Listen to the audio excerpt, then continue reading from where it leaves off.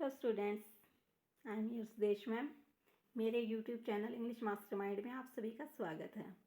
बच्चों, यदि आप मेरे चैनल पर न्यू हैं तो प्लीज़ मेरे चैनल को सब्सक्राइब करें ताकि आने वाली हर वीडियो की नोटिफिकेशन आपको मिल सके। तो आज हम डिस्कस करेंगे क्लास 9वीं की जो हिंदी एनसीईआरटी बुक है क्षितिज भाग 1, उसकी जो कविता है रसखान के सवैये। तो ये हम आज इसके क्वेश्चन आंसर और इसके सरलार्थ देखेंगे। तो सरलार्थ बच्चों, मैंने जैसे पहले ही बताया था, आप सरलार्थ का इससे पहले वाली वीडियोस में भी मैंने आपको बताया। सरलार्थ को आप स्क्रीनशॉट लेकर देख सकते हैं या फिर वीडियो को पॉज करके लिख सकते हैं। तो ये आप देख सकते हैं, मैं वीडियो को आपको पूरा टाइम दे रही हूँ। और इसके जो लेखक हैं, कवि हैं, वो रसखान जी ही हैं, क्योंकि हमारी कविता का नाम है रसखान के सवैये। तो इसमें आप देख सकते हैं ये सरलार्थ इन सभी का।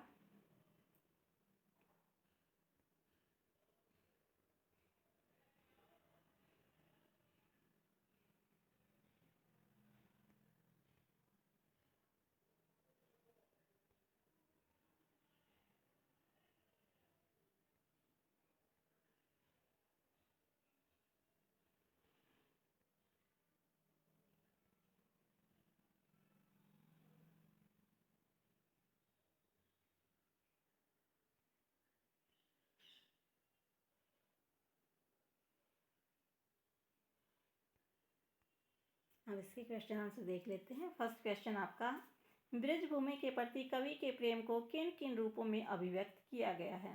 जो रसखान जी हैं उनका ब्रजभूमि, कृष्ण की जो जन्मभूमि है, उनके प्रति प्रेम को किन किन रूपों में अभिव्यक्त किया गया है। तो रसखान जी श्री कृष्ण के अनन्य भक्त हैं। वे श्री कृष्ण का सानिध्य प्राप्त करना चाहते हैं। सानिध्य होता है बच्चों बिल्कुल निकटता प्राप्त करना चाहते हैं। वे अगले जन्म में किसी भी रूप में, चाहे वो मनुष्य हो, पाषाण मतलब पत्थर बने, चाहे पशु पक्षी हो, वे ब्रज भूमि पर ही वास करना चाहते हैं। मतलब अगला जन्म उनका किसी भी जन्म किसी भी रूप में हो, मनुष्य के रूप में हो, पत्थर के रूप में हो, या पशु पक्षी कुछ भी बने, लेकिन वो ब्रज भूमि पर ही आना चाहते हैं। वे ब्रज भूमि से जुड़े रहना चाहते हैं। वे श्री कृष्ण की भक्ति भावना में तृप्त हैं, मतलब संतुष्ट हैं वो, और किसी देवता की भक्ति की उन्हें कोई चाह नहीं है। वे हर हाल में कान्हा जी से जुड़े रहना चाहते हैं। तो इस तरह वो उनका जो सानिध्य है वो चाहते हैं। नेक्स्ट है, कवि के ब्रज के वन, जो सेकंड क्वेश्चन है, कवि के ब्रज के वन बाग बगीचे और तालाबों को निहारने के पीछे क्या कारण है। तो आंसर है, कवि ब्रज के वन, बाग और तालाब को निहारना चाहते हैं ताकि वह श्री कृष्ण की प्रिय भूमि और लीला के प्रति अपने हृदय की अनंतता को प्रकट कर सकता है। अनंतता होता है बच्चों प्रेम। उस ब्रज के कण कण में श्री कृष्ण समाये हुए प्रतीत होते हैं। उन्हें लगता है कि भगवान हैं, वो यहाँ की हर चीज़ में समाये हुए हैं, तो हर चीज़ में वो श्री कृष्ण के दर्शन कर रहे हैं, इसलिए वो उन सब चीज़ों को निहार रहे हैं। ये सभी चीज़ें श्री कृष्ण से जुड़ी हुई हैं। ये यहीं विहार करते हैं, मतलब उन्हें लगता है कि भगवान श्री कृष्ण इन्हीं सारी चीज़ों में विहार करते हैं, मतलब निवास करते हैं। क्वेश्चन थर्ड आपका, एक लकुटी और कामरिया पर कवि सब कुछ न्यौछावर करने को तैयार है, क्यों। तो आंसर है, एक लकुटी और कामरिया पर कवि सब कुछ न्यौछावर करने को तैयार हैं क्योंकि श्री कृष्ण रसखान के आराध्य देव हैं। जो आराध्य देव होता है सभी का, एक जो आराध्य देव होता है कुलदेव, वो आराध्य देव कौन है, तो श्री कृष्ण जी हैं रसखान जी के। उनकी लाठी व जो केवल है अमूल्य है। वे लाठी लेकर गायों के साथ वन विचरण करते थे। वे इससे सुशोभित हैं। यह संसार का सबसे बड़ा सुख है।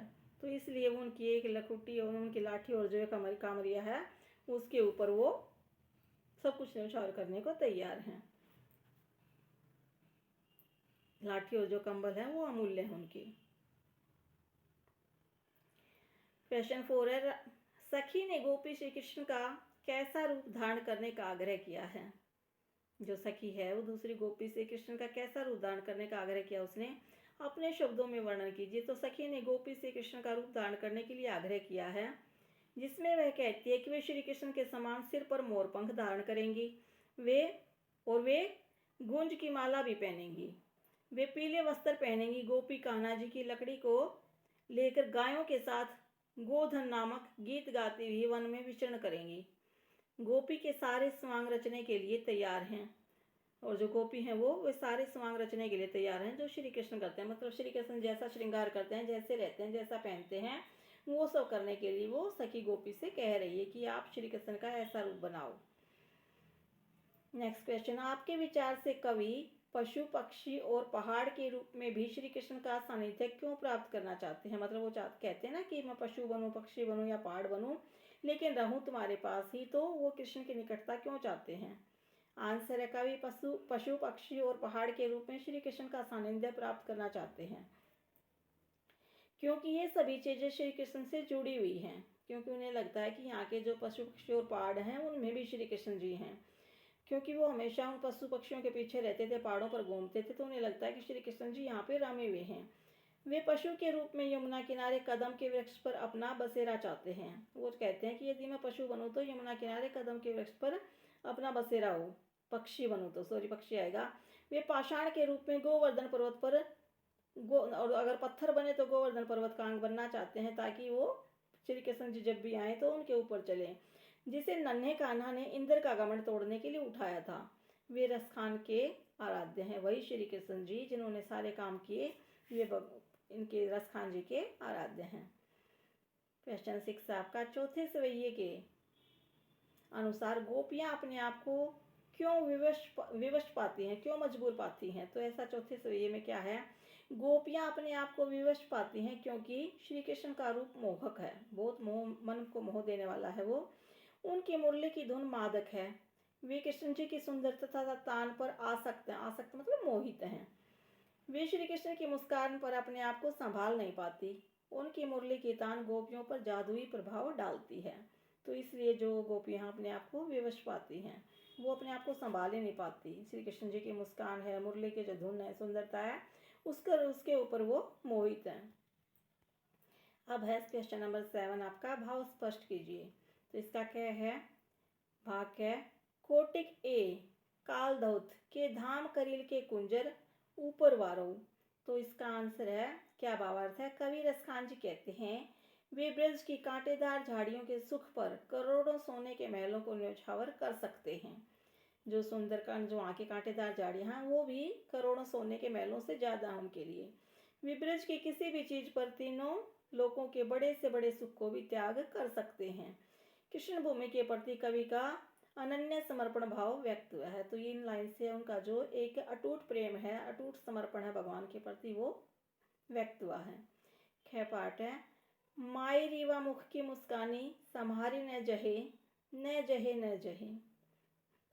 तो आंसर है, कवि रसखान गोपियों की भावना व्यक्त करते हुए कहते हैं कि श्री कृष्ण की मुरली की धुन और उनकी मुस्कान के अचूक प्रभाव से गोपियां विवश हो जाती हैं। गोपी कहती है कि हे ब्रजवासियों, मैं कान्हा के पास नहीं जाऊंगी, किंतु यदि मैंने कान्हा की वह जो मोहक मुस्कान है देख ली तो मैं संभल नहीं पाऊंगी और लोक लाज सब छोड़कर दौड़ी चली जाऊंगी, दौड़ी चली जाऊंगी, दौड़ी चली जाऊंगी। नेक्स्ट है, कालिंदी कुल कदम की डारन में कौन सा अलंकार है? तो यहाँ कह कि देखो बच्चों, 4 बार ये पुनरावृत्ति हुई है। तो एक ही जो आपका वो है ये वर्ण, उसकी 4 बार आवृत्ति हुई है, तो इसलिए यहाँ पे कौन सा अलंकार है? अनुप्रास अलंकार है।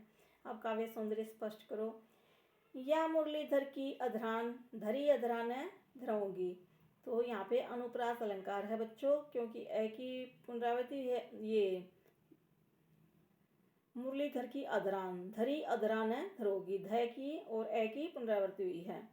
अनुप्रास अलंकार है। गोपियों की जो सोतिया भावना, मतलब एक सोतपन वाली जो भावना होती है, दूसरी ईर्ष्या वाली भावना, वो व्यक्त हुई है, क्योंकि वो मुरली से जल रही हैं कि ये हमेशा भगवान के अधरों से लगी रहती है। ब्रज भाषा की कोमल कांत शब्दावली है। यहाँ पे गोपियों की हठ भावना है, अत्यंत आकर्षक है। दोहा, कवित्व और सवैया छंद, सुखभेदी, रहस्यवाद, माधुर्य गुण, भक्ति रस आदि, ये सब इसमें हैं। अब जो रचना और व्यक्ति के क्वेश्चन वो देख लेते हैं। प्रस्तुत सवैये में जिस प्रकार ब्रजभूमि के प्रति प्रेम अभिव्यक्त हुआ है, उसी तरह आप भी अपनी मातृभूमि के प्रति अपने मनोभावों को व्यक्त कीजिए। तो इस तरह के जो क्वेश्चन बच्चों आपकी अंडरस्टैंडिंग से रिलेटेड हैं, इसमें आप अपने अकॉर्डिंग आंसर भी दे सकते हो। आंसर है मुझे अपनी मातृभूमि से प्यार है। हम इसकी धूल में खेल कर इसका अन्न जल पीकर बड़े हुए हैं, अतः हमारा भी फर्ज बनता है कि हम अपनी मातृभूमि का कर्ज अदा करें। इसलिए मुझे जब भी मौका मिलेगा तब तब हम अपनी मातृभूमि पर प्राण भी न्यौछावर करेंगे। जहाँ तक संभव हो हम मातृभूमि के उत्थान में प्रयास करेंगे। तो ये आप अपनी मातृभूमि के प्रति इससे और भी ज़्यादा अपने मनोभाव को व्यक्त कर सकते हो। आप क्या क्या कर सकते हो अपनी मातृभूमि के लिए, तो कितने ही हमारे मन में भाव हैं वो आप सारे लिख सकते हो।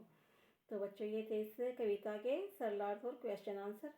तो आपको वीडियो कैसी लगी? यदि अच्छी लगी तो प्लीज़ लाइक करें, शेयर करें और मेरे चैनल पर यदि आप न्यू हैं तो चैनल को सब्सक्राइब करें।